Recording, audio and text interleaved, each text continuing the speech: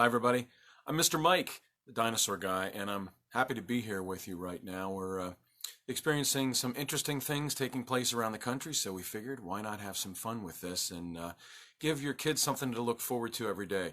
I'm here in association with the Mechanicsburg Learning Center with a program we're going to call going to learn something about a different dinosaur every day. We'll try to do this every single day right about the same time between 10:30 and 11 a.m.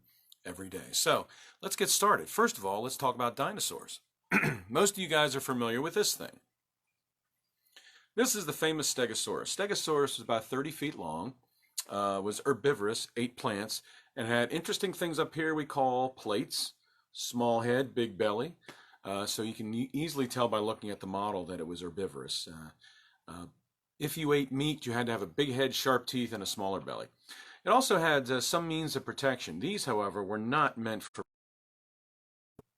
That was.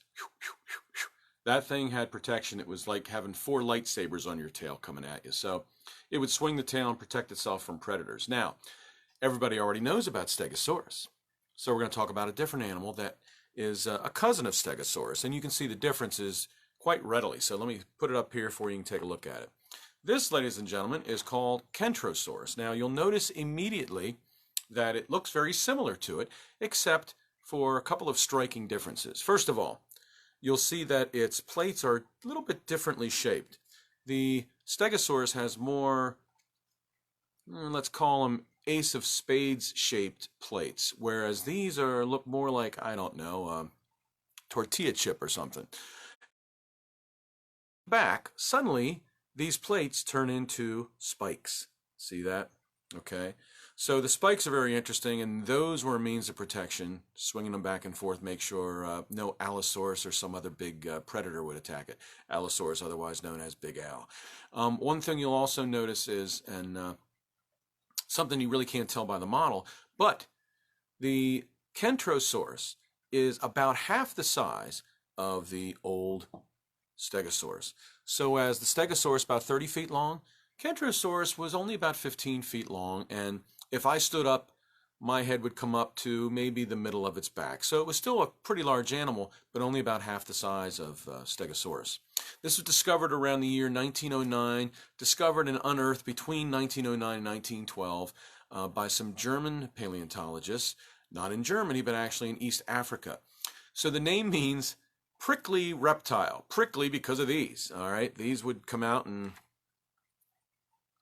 little scary.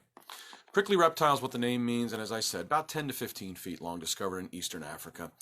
There was a naming controversy. When we called it Kentrosaurus, there was also a dinosaur at the time already named Centrosaurus, spelled almost identical except for Kentrosaurus with a K and Centrosaurus with a C. Now, completely different species of dinosaur.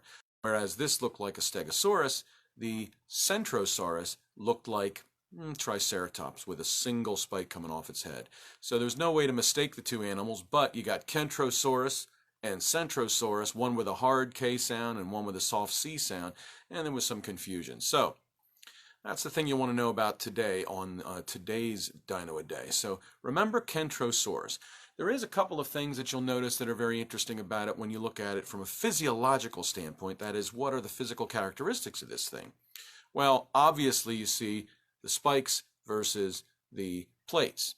But there's something you may not have noticed right off the bat. Take a look at this. Whoa. That, my friends, is a shoulder spike. This is an animal. This thing could kind of stick you from any angle. But this makes this very unique with this little thing here. You can see it. That's probably the best shot of it right there. A shoulder spike. Not many animals had those. In fact, not many animals really needed those. But he did have a lot of protection. That was some of it. So, thing to keep in mind about Kentrosaurus is smaller than Stegosaurus, still herbivorous like Stegosaurus, lot more spikes, and a set of them on its shoulders. So let's end this little segment today, and I'll repeat a story with Kentrosaurus making a special appearance. I wrote for my book, Dinorific Poetry, now starring Kentrosaurus instead of Stegosaurus. My little boy was pretty sure that he would find a dinosaur. He felt it wouldn't be too hard, so he started searching our backyard. He dug in dirt, and he carved out rocks. He dressed in shorts with heavy socks. And though this beast was long since gone, he felt it slept beneath our lawn. So he started digging with a spade. He toiled in the late day shade to find a bone that told the story of when these dinos roamed in glory. So every day right after school he grabbed his handy digging tool and he boldly strode out to the dig to search for bones both small and big. And then one day his shovel scraped across a rock, peculiar shape. He didn't know quite what he'd found. He coaxed the relic from the ground. And there it was, one precious bone. He hoped it wasn't there alone. Most every day another bone was freed from rock behind our home. In fact, one single tooth could be enough to tell if this chap had the stuff to stalk and catch its luckless prey. A carnivore is what we'd say. But as he dug, he came to see these bones could never ever be a flesh-eater or beastie fierce. It hardly had the teeth to pierce. It much preferred to have for lunch some luscious plants on which birds to thus protect the younger ones that foes detect. Now, this dinosaur lived long ago, before we had that lawn to mow, before our house and neighborhood was built from brick, cement, and wood. Before there was a street at all, these dinos lived and then would fall. And what are left are bones to tell where and when these dinos fell.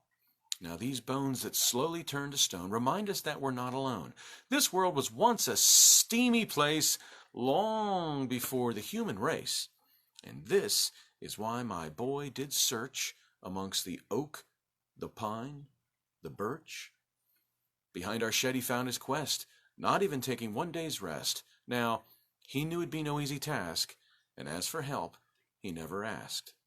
And though the ground was not so porous, my boy unearthed a Kentrosaurus. The end.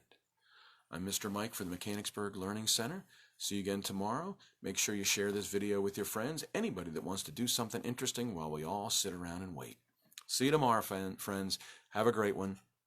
Go learn about another dinosaur, and I'll talk to you tomorrow.